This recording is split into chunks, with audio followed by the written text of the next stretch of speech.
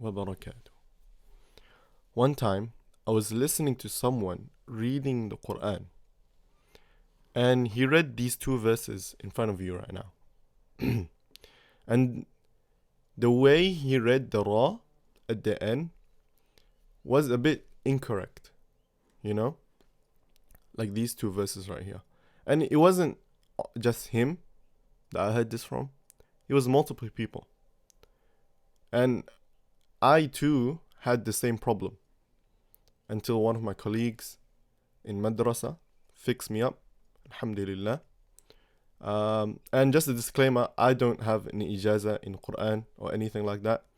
But this is what a reliable friend told me. And it was also what I've read up on. So inshallah ta'ala, it is correct. If I do make any mistakes in these videos, then please tell me and correct me. Jazakumullah khairan. But anyways, the way he read this verse was, and I'll read it with the mistake he did. وَهُوَ عَلَى كُلِّ شَيْءٍ قَدِيرٌ. And in the other one, بَصِيرٌ. Now, I read it with the mistake that he did. And if you didn't catch the mistake, then we'll go along and maybe inshallah by the end of the video, you'll see what mistake I did. Okay. So, this video is about the letter Ra. Mufakham or Muraqqaq. Now, this video is basically divided into two parts, I would say. We have Ra at the start and in the word. What I mean by that is Ra when it has its own sign, its own tashkil sign, when it has a fatha, kasra, dhamma. Or Ra when it's in the word. In the word is not really a good definition or a good sentence, I would say. What I mean by in the word is basically when it has a sukoon on it. And then also another part of the video is when Ra is at the end. So when you're stopping and the last letter is a Ra. That's what I mean by Ra at the end. So, some words that I feel you guys should know, or you guys should know the meaning to, or it's important that you guys know, is tafkhim, which means heavy. So when I say tafkhim or mufakham, it means I'm implying that something is heavy. So when you say the Ra is tafkhim, it means you say the Ra with heaviness to it. Tafkhim can also mean full mouth. You know, some people use the word full mouth when they explain the word tafkhim. And then there's tarqiq. Tarqiq means light or empty mouth. Now, also two words that it's going to come up later that I feel you guys should know the meaning to and not get mixed up because they're pretty similar is proceeded. Number one, P-R-O. Proceeded means comes after. And there's also preceded. P-R-E. Preceded means comes before.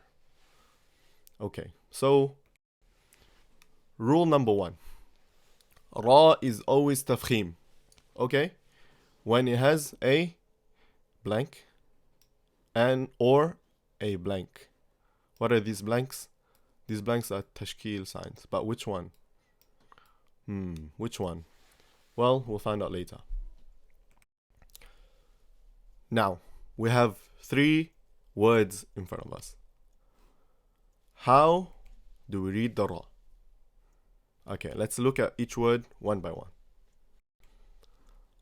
We have Rahmati Rabbik. Rahmati Rabbik. Pay attention to the Ra in this one and this one. What tashkil sign does it have? It has fatha. Even this one has fatha. And the way we read this is with tafkhim. Ra with fatha is read with tafkhim. Ra by default is read with tafkhim. Okay, the word like Ra is default tafkhim. Even this one, Ra in the middle of the word, like I said, has a sukoon, but it's preceded. Yes, preceded by a dhamma. It's read with tafkhim. Because we take the attribute of the tashkil before it. Because the ra has a sakin. So بِقُرْبَانٍ بِقُرْبَانٍ. So rule 1 is ra is always tafkhim when it has a fatha or a dhamma on it, which implies that ra with kasra is read with tarqiq. And again, tarqiq is light, empty mouth. An example would be marij min ghayrikum. And then this one, ra has a sakin on it, but preceded by a kasra. So how do you read this? وَجَاءَ فِرْعَوْنَ فِرْعَوْنَ. You don't say فِرْعَوْنَ فِرْعَوْنَ. That's wrong. Why is it wrong? Because you're saying with full mouth when it's supposed to be empty mouth. Now what about this word? It has a kasra before the ra, and the ra is a sukoon. So we say of tarqiq? Nope. We say of tafkhim. But didn't you say that ra preceded by a kasra is read with tarqiq? Yes, I did say that. But that means that there's another rule. So ra preceded with kasra is read with tafkhim? No, it's not. Because rule number 2 is ra proceeded. Pro. What does pro means again? It means comes after. So ra preceded by a heavy letter is read with tafkhim. Because if you look at the example I gave, it was qirtasin. Ta is a heavy letter. Ta, heavy letter. So that's why the ra is read with tafkhim there. More examples of rule 2. There's ra preceded by a kasra, but that doesn't matter. Why? Because sad comes after it, and sad is one of the heavy letters. So ra preceded by a heavy letter. So the way you say this is لَبِالْمِرْصَادِ لَبِالْمِرْصَادِ. Not لَبِالْمِرْصَادِ. Not لَبِالْمِرْصَادِ. That's wrong. لَبِالْمِرْصَادِ.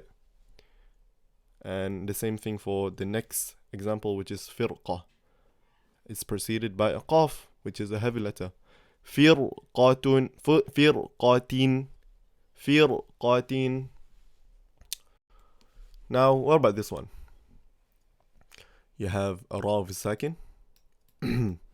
It's preceded by kasra, but not all ra's preceded by kasra is tarqiq, like the one with qirtas. Okay, let's look at the letter after it. Is ta a heavy letter? No, it's not. So, is read tarqiq? Nope. Ra preceded by a hamza wasl is read with tafkhim. What is hamza wasl? Hamza wasl is this one. This letter like right here. Hamzat wasl. That's rule 3. Ra preceded. So, preceded by a hamza wasl is read with tafkhim. So if the hamza wasl comes before the ra, it's read with tafkhim. Some examples of this is in these 2 words. You see this hamza wasl? So this ra will be read with tafkhim. Even though when you actually read this verse, this alif, this hamza wasl, we have a kasra. But because originally it's a hamza wasl, you still read it with tafkhim. Irji'u, irji'u, not irji'u. That's wrong. Irji'u. That's correct. Even this one, even though there's a kasra before the ra, but before the ra actually has a hamza wasl. So you read it with tafkhim. You read it heavy. رَبِّ ارْجِعُونَ. Now, what happens when you stop on the letter Ra? So you're not going to say it, you're just going to stop on it. So what that means is, whatever tashkil sign the Ra you're stopping on has, it doesn't really matter, because you're going to stop on it, you're not going to say it. So when that happens, do we say it with mufakham or muraqqaq? Well, let's go word by word. Starting from watur. So this one, because we're going to stop on it, we look at the letter before it. And the Ra will take the ruling of the letter before it. So if it's fatha, it's heavy. If it's kasra, it's light. If it's dhamma, it's heavy. But what about this one? It's preceded by a mad waw. And mad waw, it does not have a tashkil. What do? Well, we read it with tafkhim. Why? Because waw, mad waw, is synonymous with dhamma. The same thing applies for this one here. Mad alif is synonymous with fatha. So you say it with tafkhim, because ra with fatha is tafkhim. Likewise with khabir, mad ya is synonymous with kasra. So you say it with tarqiq. How do you say this word? Khabir. What about this one? There's no mad. The ra is preceded by a sukun. And sukun doesn't really have its own ruling on ra. So you look at the one before it. In this case, it's a kasra. So you read it with tarqiq. But if it wasn't a kasra, if it was a fatha or dhamma, then you would read the word, the letter ra with tafkhim. But in this case, tarqiq. Why? Because of the kasra before the sukun. So rule number 4.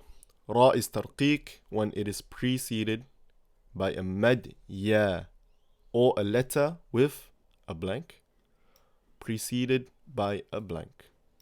What are these blanks? We'll see inshallah. So these two words are tarqiq. You have khayr. It's tarqiq. Why? Because of the mad ya. So it's not khayr. It's khayr. It's light. Likewise with wadhikr. Wadhikr. It's not wadhikr. It's really hard actually to make it tafkhim. But I've heard people who do it. So it's read with tarqiq, lightness. See, ra is preceded by madya, and ra is preceded by a sukun, which is preceded by a kasra. This is supposed to say kasra. Sorry for my mistake. Alright. Rule number 4. Ra is tarqiq when it is preceded by a madya, or a letter with a sukun, preceded by a kasra. So that was the mistake I did with the first 2 words that I showed.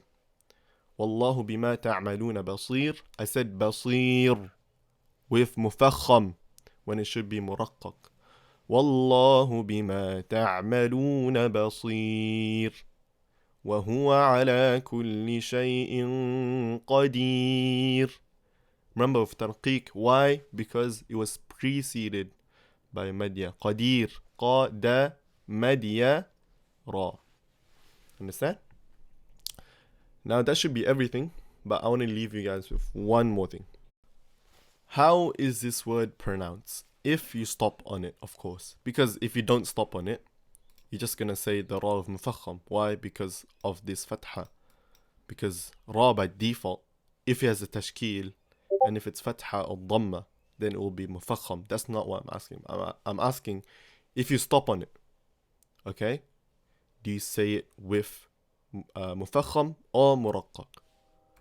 But look at it properly. The ra here is preceded by a letter of sukun. The side has sukun on it.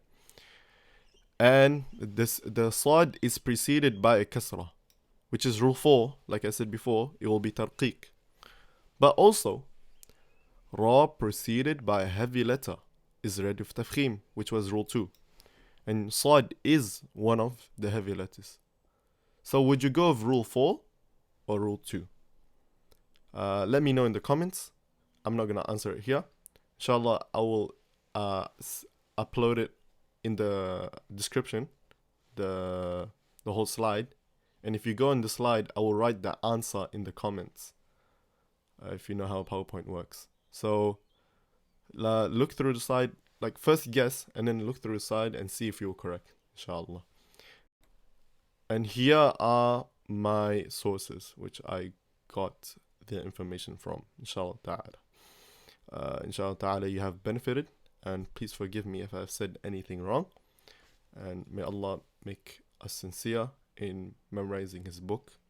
Jazakumullah khairan. Assalamu alaikum wa rahmatullahi wa barakatuh.